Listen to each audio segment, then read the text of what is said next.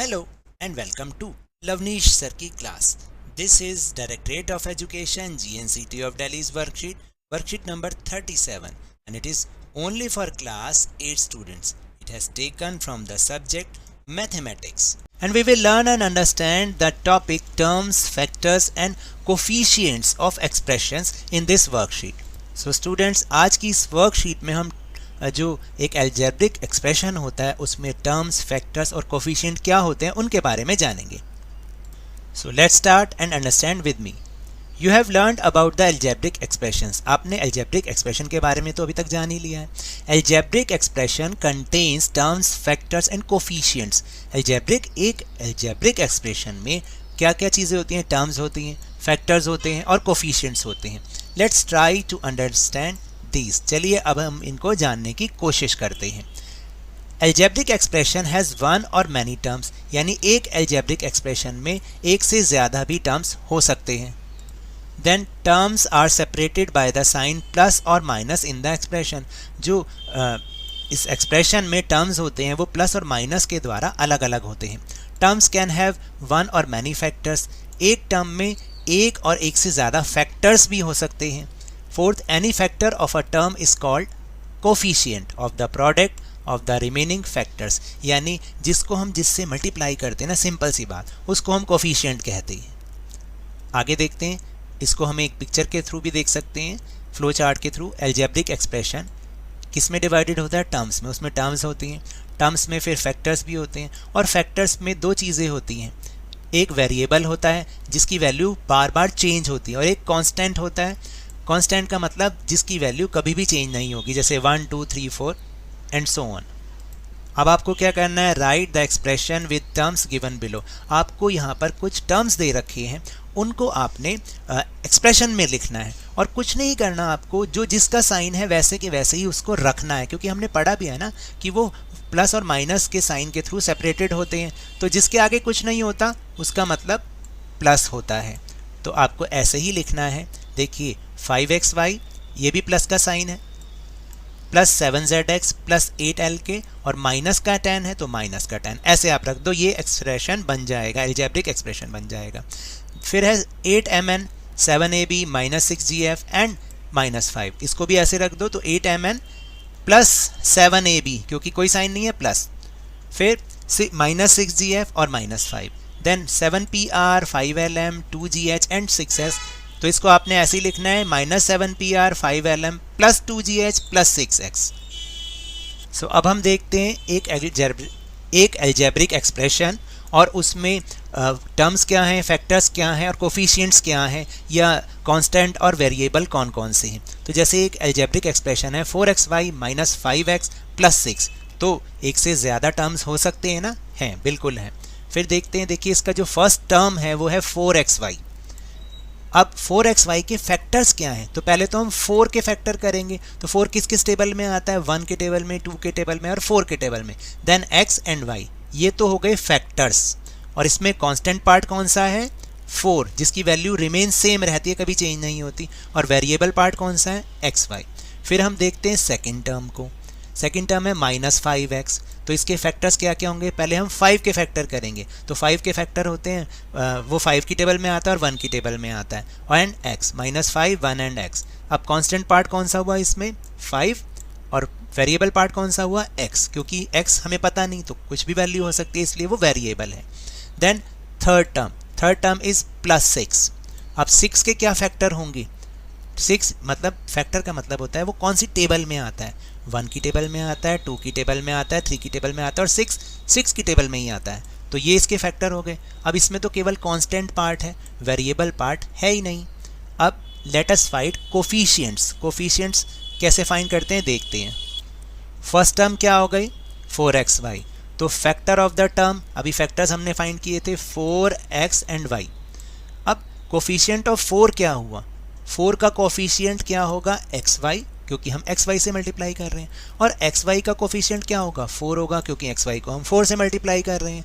अब coefficient of x क्या होगा? 4y. और कोफिशिएंट ऑफ y क्या होगा? 4x. इसी तरह ये देखते हैं, लेट अस फाइंड कोफिशिएंट्स. अब सेकंड टर्म का कोफिशिएंट देखते हैं. सेकंड टर्म क्या है? Minus 5x. फैक्टर क्या होंगे 5x और -1, तभी तो -5 बना ना। कोफिशिएंट ऑफ -1 क्या होगा 5x और 5 का कोफिशिएंट होगा -x। Now find out terms factor and coefficients. अब हमें प्रैक्टिस टाइम है और प्रैक्टिस के लिए नोटबुक निकालनी पड़ेगी और ये 3 क्वेश्चंस अब मैं आपको करके दिखाऊंगा। सो क्वेश्चन का पहला भाग है दिए गए पदों के गुणनखंड ज्ञात कीजिए। Factorize the terms given below. आपको क्या करना है, फैक्टराइज करना है, सिर्फ फैक्टराइज करना है और कुछ नहीं करना। जैसे अभी हमने गुणनखंड करने सीखे थे तो बिल्कुल वैसे करना है। जैसे पहला है 12xy, तो इसके फैक्टर क्या क्या होंगे, इसके गुणनखंड क्या क्या होंगे। तो 12 का पहले हम 12 को अलग कर देते हैं। जो 12 किस किस टेबल में आता है, किस किस पहाड़े में आता है। 1 के टेबल में, 2 के टेबल में आता है, 3 के टेबल में आता है, 4 के टेबल में भी 12 आता है, 6 2 are 12 और 12 के टेबल में तो आता ही है। यानी इन सब पहाड़ों में 12 आता है। उसके अलावा x और y ये सारे इसके गुणनखंड हो गए। फिर इसके बाद है 20ab। 20 किस किस टेबल में आता है, किस किस पहाड़े में आता है। 1 के टेबल में आता है 20, 2 के टेबल में भी आता है, 5 के टेबल में भी आता है, 10 के टेबल में भी, 10 2 are 20 और 20 के टेबल में तो वो आता ही आता है। इसके अलावा a और b, तो ये इसके फैक्टर हो गए या इसको हम गुणनखंड बोलेंगे। देन 17hg, 17hg, तो 17 के गुणनखंड या फैक्टर क्या होंगे। 17 जो है या 17 1 के टेबल में तो सब आते हैं, तो 1 के टेबल में आता है और 17 खुद 17 के टेबल में आता है। इसके अलावा किसी टेबल में नहीं आता, किसी पहाड़े में नहीं आता। तो फैक्टर क्या क्या हो गए 1 17 h और g। गुणनखंड क्या हो गए 1 17 h और g। देन 50xvz, 50 के फैक्टर करने, 50 के गुणनखंड करने। तो 50 देखिए 1 के टेबल में सारे आते हैं तो 1 की टेबल में आता है, 2 की टेबल में भी 50 आता है, 25 2 are 50 होता है, 5 की टेबल में 5 10 are 50, 10 की टेबल में 10 5 are 50 और 50 खुद के टेबल में भी आता है। तो ये इसके फैक्टर हो गए 1 2 5 10 50 और x v और z, ये पूरे आपके फैक्टर्स हो गए। फिर -40 mn, तो -40 है तो 1 की टेबल में भी आएगा और -1 की टेबल में भी ये आएगा। देन 2 की टेबल में आता है 40, 4 की टेबल में आता है, 10 की टेबल में भी आता है, 20 की टेबल में भी आता है और 40 की टेबल में भी आता है। एंड m और n ये सारे के सारे फैक्टर्स हैं, गुणनखंड हैं। फिर 24x²y, तो 24 के पहले फैक्टर करोगे, गुणनखंड करोगे पहले 1 2 3 4 6 8 12, ये 12 2 बार लिख दिया, x और y। तो इसकी टेबल में जो देखिए 24 1 की टेबल में भी आता है, 2 की टेबल में, 3 की टेबल में, 4 की टेबल में भी आता है 24, 6 की टेबल में भी आता है, 8 की टेबल में भी आता है, 12 की टेबल में भी आता है। देन x और y। फिर है 15fgh, तो 15 के फैक्टर करोगे उसके गुणनखंड। तो 15 कौन कौन से पहाड़े में आता है, टेबल में आता है। 1 के टेबल में आता है, 3 के टेबल में 3 5 are, 5 के टेबल में 5 3 are और 15 खुद अपने टेबल में भी आता है। तो और बाकी f g h ये सारे के सारे हो गए फैक्टर या गुणनखंड। देन सेकंड क्वेश्चन, दिए गए पदों के अचर भाग को ज्ञात कीजिए। अचर जिसकी वैल्यू कभी भी चेंज नहीं होती। Right the constants part in the given below. आपको कांस्टेंट पार्ट लिखना है जो कि कांस्टेंट रहता है, जिसकी वैल्यू चेंज नहीं होती। जैसे 23xz में कांस्टेंट कौन सा होगा 23, 12st में कौन सा होगा 12, -bcz में क्या होगा -1। फिर 79k में क्या होगा 79, ये कांस्टेंट पार्ट है जो कि चेंज नहीं होगा। 79 79 ही रहेगा, उसकी कोई और वैल्यू नहीं हो सकती। 15jk, इसमें कांस्टेंट पार्ट कौन सा है, अचर कौन सा है 15, क्योंकि 15 की वैल्यू 15 ही रहेगी। 9x में क्या है 9, 18mn में क्या है 18, 72bc में क्या है 72। तो कांस्टेंट पार्ट का मतलब जो चेंज नहीं होता। फिर तीसरा प्रश्न है, दिए गए पदों के चरभाग को ज्ञात कीजिए। Question number 3 is right the variable part in the terms given below. अब आपको चरभाग ज्ञात करना है जिसकी वैल्यू बार बार चेंज होती है, जो फिक्स नहीं होता है।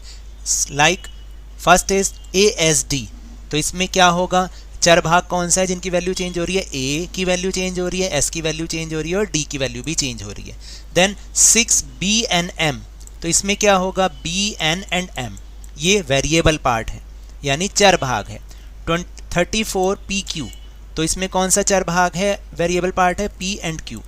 फिर माइनस एफ जी एच, तो इसमें चर भाग कौन सा है, F G and H. Then fifth is 8jk, इसमें वेरिएबल पार्ट कौन सा है, जे एंड के, यानी चर भाग जिसकी वैल्यू चेंज हो सकती है, जे एंड के। फिर 7xyz, तो 7 तो क्या है, कांस्टेंट पार्ट है, यानी चर अचर भाग है, तो इसमें चर कौन सा होगा, x, y और z। फिर 24pqr में p, q और r। सो इस तरीके से हमें चर और अचर, वेरिएबल और कांस्टेंट अलग अलग करना है। So now that's all for this worksheet. अगर मेरे इस तरह समझाने से आपको थोड़ा सा भी समझ में आया हो तो इस चैनल को ज़्यादा से ज़्यादा सब्सक्राइब कीजिए, लाइक कीजिए और बहुत ज़्यादा शेयर भी कीजिए। और हाँ, मेरे साथ इसी तरह आसानी से वर्कशीट को समझते रहिए, लेकिन ध्यान और मन लगाकर पूरी मेहनत और लगन के साथ ऑनलाइन ही सही पढ़ते जरूर रहिए। And if you want to defeat coronavirus, then keep maintaining physical distance of 6 feet or 2 yards and please wear a mask। और जब भी पॉसिबल हो, जब भी अवेलेबिलिटी ऑफ वैक्सीन हो, इसकी वैक्सीनेशन अवश्य कराएं, क्योंकि कोरोना को हराना है और ज़िंदगी को एक बार फिर से सुहाना बनाना है। इसी उम्मीद के साथ थैंक यू वेरी मच।